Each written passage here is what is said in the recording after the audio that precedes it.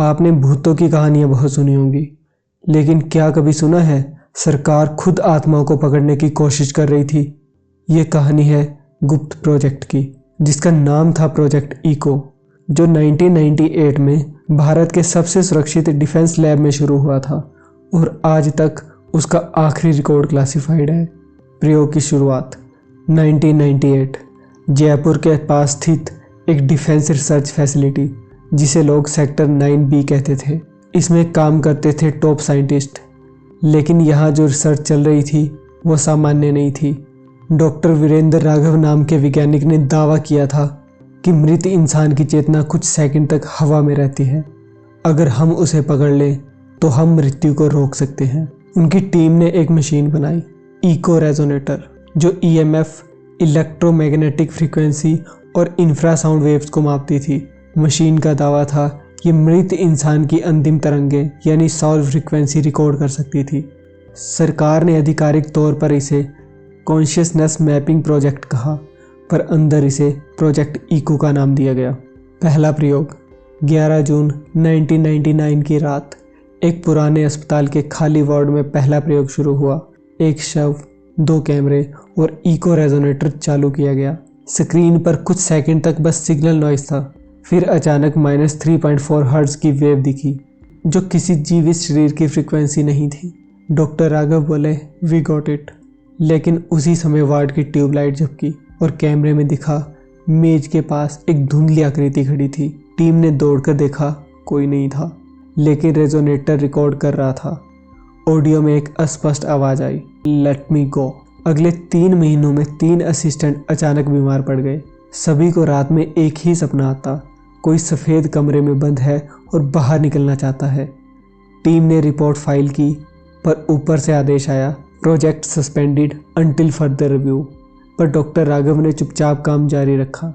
उन्होंने एक नया प्रयोग किया, एक ऐसे कमरे में जहां 5 साल पहले आग लगी थी और 3 लोगों की मौत हो चुकी थी। रात 3:37 पर मशीन चालू हुई और इस बार सिग्नल्स नहीं बल्कि आवाज़ें रिकॉर्ड हुई।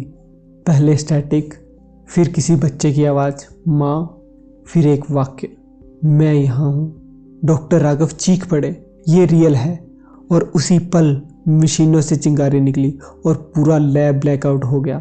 सुबह तक लैब खाली थी, डॉक्टर राघव गायब और मशीन जल चुकी थी। 15 साल बाद 2014 में डिफेंस आर्काइव्स में एक अनलॉक्ड फाइल मिली, इको 9B। फाइल में सिर्फ एक फ़ोटो थी, एक धुंधला ह्यूमन साया जिसके चारों ओर नीला इलेक्ट्रोमैग्नेटिक ग्लो था। साथ में लिखा था, project terminated, possible cross dimensional anomaly. एक RTI दाखिल हुई, लेकिन सरकार ने जवाब दिया, नो सच प्रोजेक्ट एग्जिस्टेड। फिर भी जयपुर के उस पुराने सेक्टर में रात को लोग बताते हैं कि वो अब भी इको सुनते हैं, धीमी मेटालिक आवाज़ें, जैसे कोई मशीन अब भी चालू है और कोई बोल रहा है, लेट मी गो। कुछ रिसर्चर्स ने बाद में दावा किया, इको रेजोनेट वास्तव में कॉन्शियसनेस कैप्चर डिवाइस नहीं था, बल्कि फ्रीक्वेंसी मैपिंग टूल था। पर असली रहस्य ये था कि मशीन्स खुद बंद होने के बावजूद भी सिग्नल भेजती रही। 2019 में एक निजी यूट्यूबर इन्वेस्टिगेटर ने वहाँ शूट किया। वो बोला, मुझे लगा मैंने अपने ही बोलने की आवाज़ दोबारा सुनी और ऑडियो एनालिसिस में सचमुच पाया गया। उसकी आवाज़ 2 बार रिकॉर्ड हुई, दूसरी बार 0.9 सेकंड बाद, जैसे कोई इको, पर सोर्स अलग था।